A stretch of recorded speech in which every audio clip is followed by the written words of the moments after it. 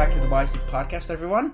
I'm Graham, and for a long 2 weeks, we have not had an episode, or it's probably been more, wouldn't you say? Probably about a month. What's the last probably about a month, yeah. I don't even know. I think the last one we did was the debate. The debate. So Yeah.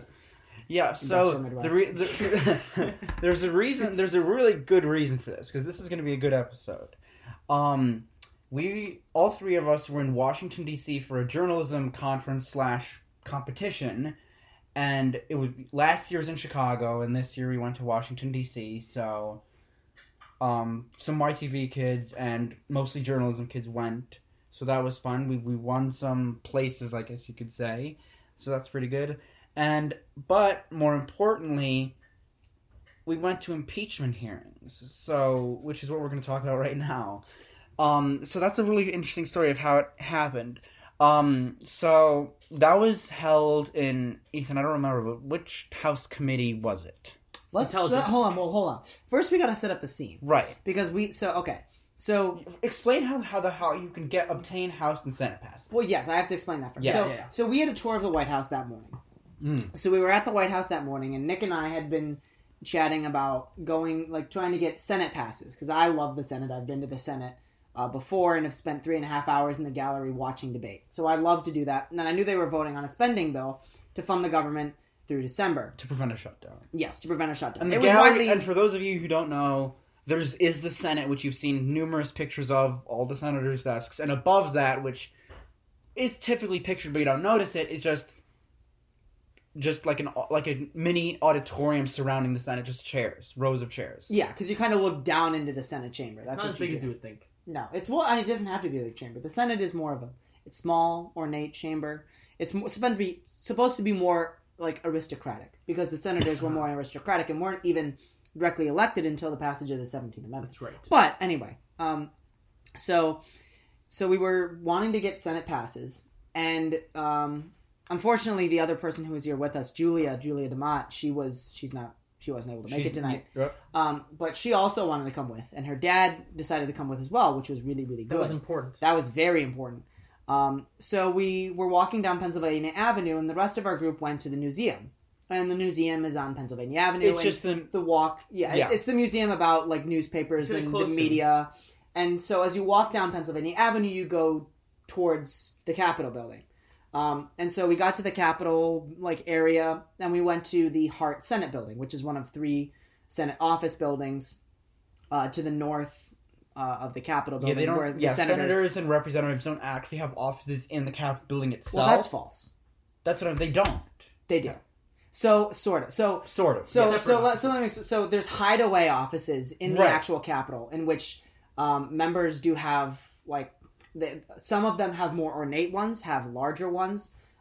Senator Joe Biden, before he became vice president, had a very nice one, because it runs by seniority. So a lot of the representatives and senators that are new don't have as nice hideaway offices, but some of the other ones do. So they do have offices in the Capitol building. It's just they're not used. It's not practical to use those. That's my point. So they use office buildings to... Which are along in the vicinity. For constituent visits and stuff like that. Yes, precisely. And for committee hearings, which will come up later. So we visited Dick Durbin's office, our Hart Senate building. in the Hart Senate office building to obtain a Senate pass, but they were nice enough to give us not office passes, but House passes as well from Dan Lipinski. Oh yeah, I don't know why I said that on there, because he's not our rep, but they just probably had them. Yeah. So they can give out either Senate or House. Regardless, you want to continue about her? So while we were there, we saw on their TV that they had an impeachment one of the impeachment hearings was going on. And I forget who it was that asked, but somebody asked, hey, are the hearings public? Can public go into those hearings? And Senator Durbin's aide said, yes, public can get into those hearings. You might have to wait in a line. And so we said, all right, well, where is it? And they said it was in room 1,000. It was in room 1,100 of the Longworth House office building, which is one of the House office buildings that they have to the south of the Capitol. And so we decided, all right, we'll go there. We meandered around a little bit. We took some photos by Dick Durbin's placard and his office. We went to Senator Tammy Duckworth, who was our other Illinois senator. We went to her office as well. And then after that, went to So after that, then we kind of started leaving, and then that's where we met a nice fellow. Oh, should I explain this? Yeah, no. You can explain this. Okay, so also I wanted to backtrack a tiny bit because Teddy Duckworth's office was kind of cool because she had like a big map where people could put pins of where they're from in Illinois. So they were obviously mostly from like the Chicago and like the suburbs, more denser populated areas. Densely populated, but there's people from all over the state, so that was cool. And we didn't meet either of them; they were both out or whatever. But it was pretty cool. And later on, we went to Quigley's office, but we'll explain that later. So as we were leaving, we like turned right out of the building, and we noticed an individual exiting his vehicle. And I'm like, hey Ethan, I think that's Sherrod Brown. And Ethan's like, let's go talk to him. So we ran across the street.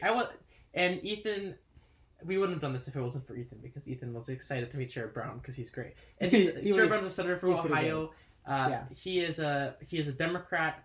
Quite progressive. He's pretty progressive, and he won re-election last year pretty narrowly in a state Trump won by like 9%. So kind of impressive electorally a little bit. And he's also writing a book on his Senate desk in the Senate.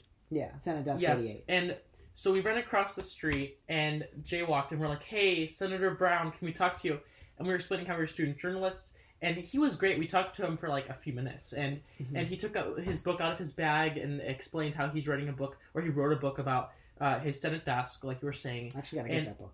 I know, that was interesting. Yeah. I heard about it before that happened from like Twitter and stuff like that. Yeah. And we also got a picture with him. He also was explaining how his wife's a journalist, Connie Schultz, who I also knew about from Twitter. Because Sherrod Brown was kind of speculating a presidential run, and he did like this tour of like different states and stuff like that. And so he's kind of speculating, but obviously he's not running now. No. And he also noticed my Amy Klobuchar pin, and he was like, hey, you have to be careful with that as a journalist. But he is good friends with Senator Klobuchar. They're both from the Midwest. Yeah, Nick, you're a very kind supporter of Amy Klobuchar. Oh, I am. Kind? Or, well, no, sorry, not kind. Kind is not the question. He's a supporter? I really didn't know that. Avid supporter. Oh, yeah, you didn't know that? Oh, yeah. No, of course. I couldn't tell by your coat. Oh, yeah. For context, he wears an Amy for America pin on his I also have a shirt, too, and a poster, and a bunch of stuff. Yes, you do. And anyways, like... So that was really, really cool. Just meeting a senator, we got to shake his hand, and like he talked to us for a few minutes. He was a really personable guy, and he was also, what was interesting is that he was headed to the Democratic Senatorial Campaign Office, which is across the street from the Hart Building. So, and then after that, we left to, where did we go? So we went to the Longworth office building where that's where Quigley was. Well, we have to explain this tiny little detail. Oh yes. So first, we were on our way to Quigley's office to do a little visit because we were going to do our senator, then our rep, and then we were going to go to the Senate gallery, watch the spending bill and whatnot. And Mr.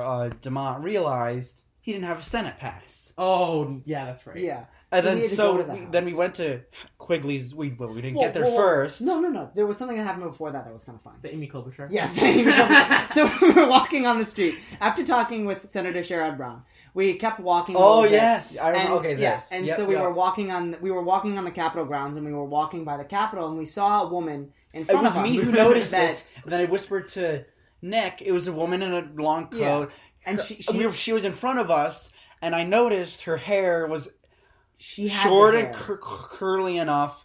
Like Klobuchar's, and she had the hair of Klobuchar. Yeah, we were somewhat convinced it was Amy Klobuchar. So I whispered to Nick. She was right by the Senate. She was walking into the Capitol building. So I whispered to Nick and Ethan, "Hey, do you think that could be Klobuchar? Because I mean, it literally was her hair."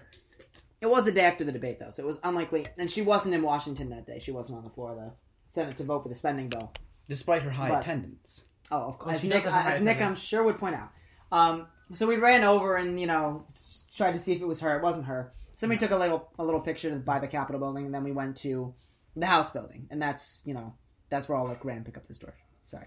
Oh yeah, so then we were on the way to get Mr. DeMott's Senate pass, or see if we could get a Senate pass from Representative Mike Quigley, because we saw that Durbin gave us both, so Quigley might give us the Senate as well. So we went and we realized, hey, also in the Longworth office building were the impeachment hearings. So then we go in the Longworth office building, and then we look at the line. They have to check us in. They do all like the airport security stuff. I think Quigley was Rayburn.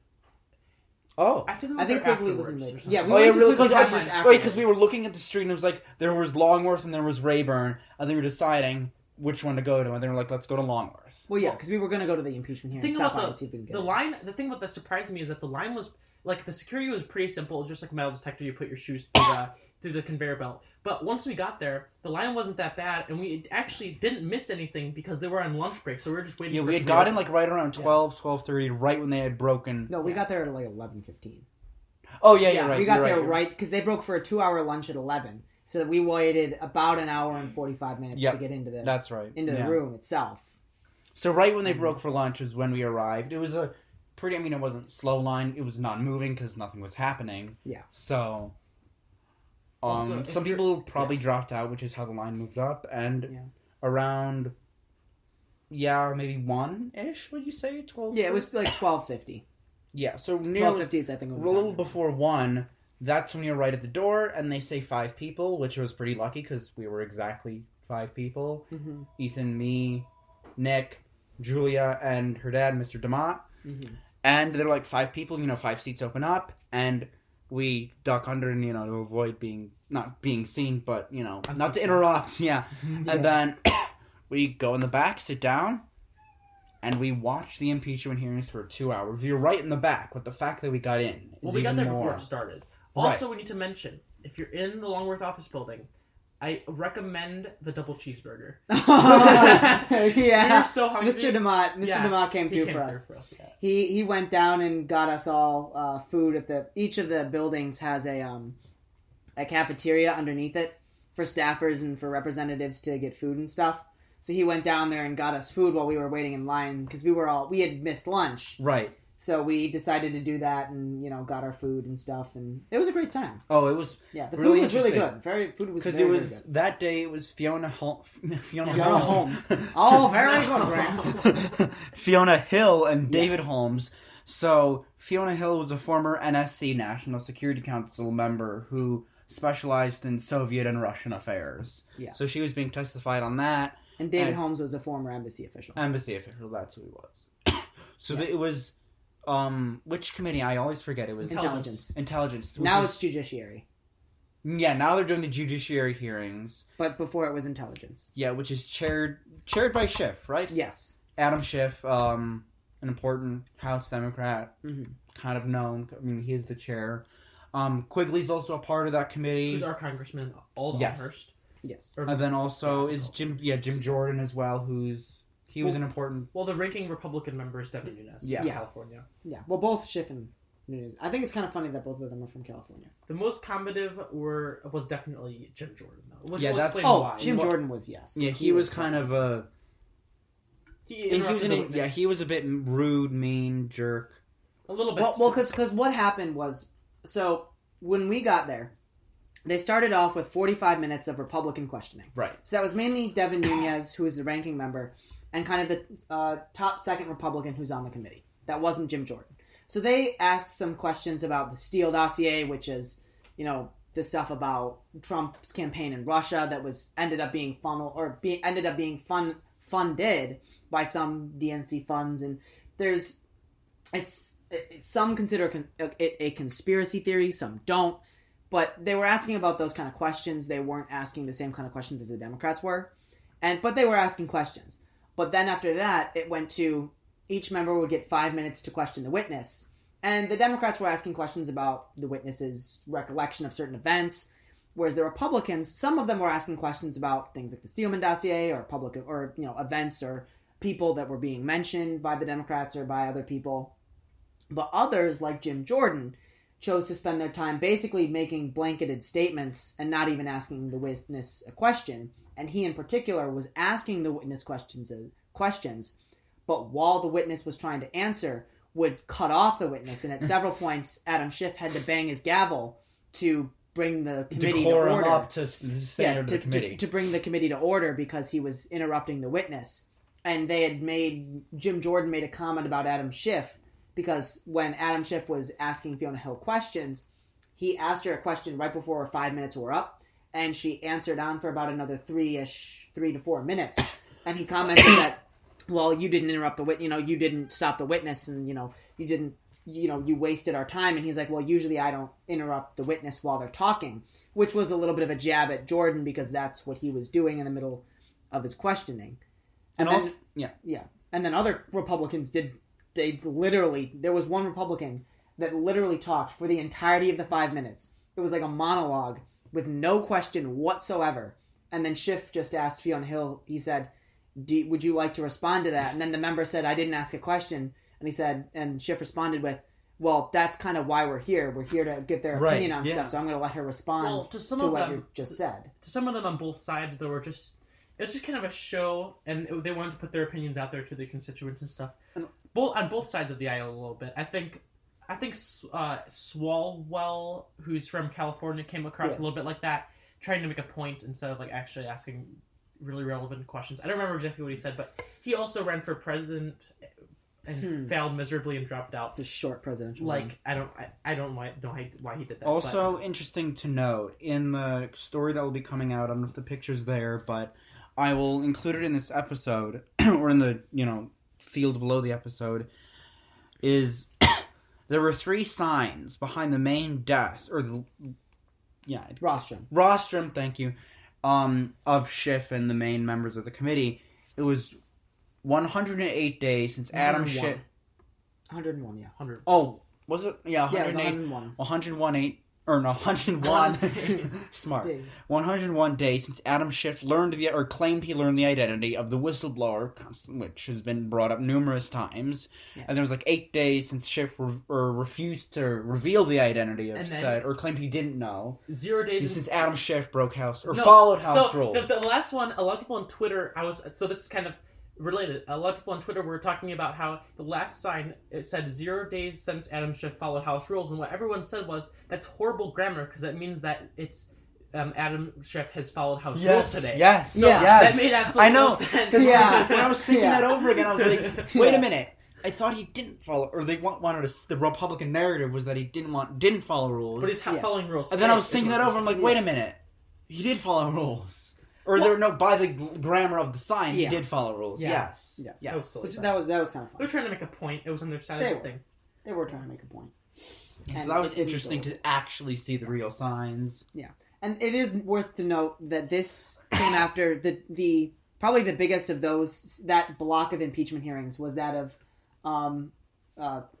former ambassador to the Ukraine, Ambassador Sondland. And he kind of talked about, he was the one that made a more assertive statement that yes, he can confirm there was a quid pro quo between the president of the United States and the president of Ukraine.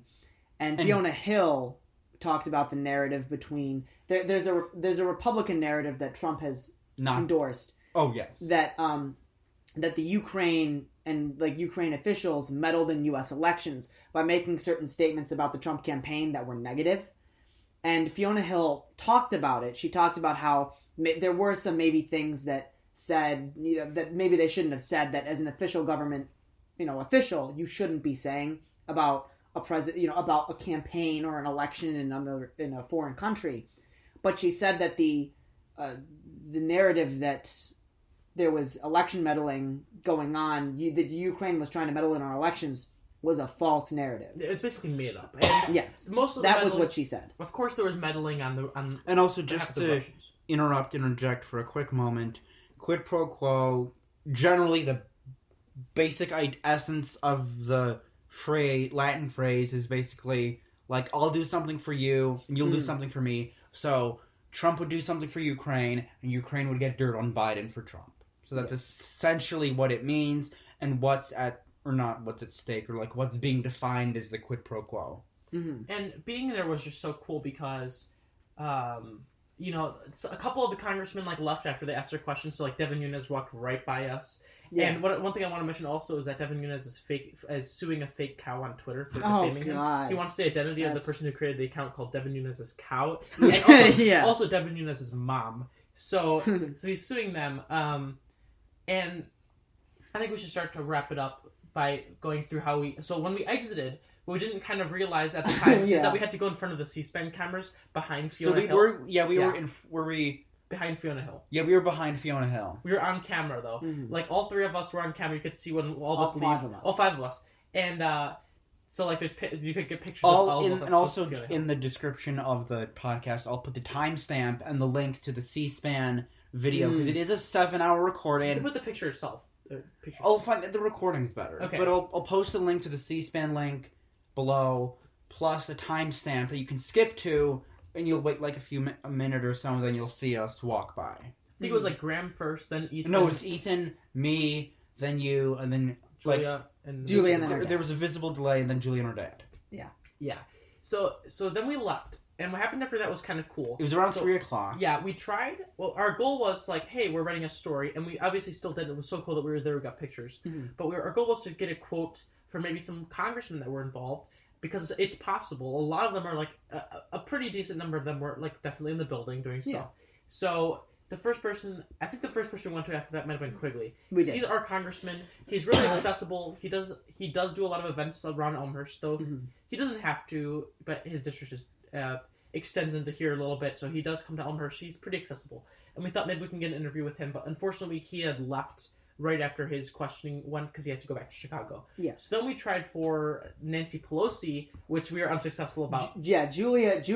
We'll give Julia the credit on this one. We were gonna go and I don't know what we were gonna go do, but she was like, "No, we need to see if we can get Nancy. We need to see if we can talk to Nancy Pelosi." Yeah, it she was was there. it was And pretty for bold. reference, for That some was who may very not bold. know, is the Speaker of the House. Yes. Oh yeah, she is the She's Speaker from of the San House. Francisco, and She also is we from tried San Francisco. just So for- many people in this story are like from California. Yeah, I'm from Devin California. Nunes is Mm. technically You're not. Graham. Yes, I am. He Your is. family's He's from England. No, I will. Part of my family was I was born in San Francisco. My dad's Oh, were side you of the really? family. Yes, I was born in San Francisco. Little Oh. tidbit, little anecdote of information. See, if I wonder if California Nancy does Pelosi's end up from San breaking Francisco. away from the United States, would you still be eligible to run for president? That's the question. I don't know. So Run for the Depends president of if, California.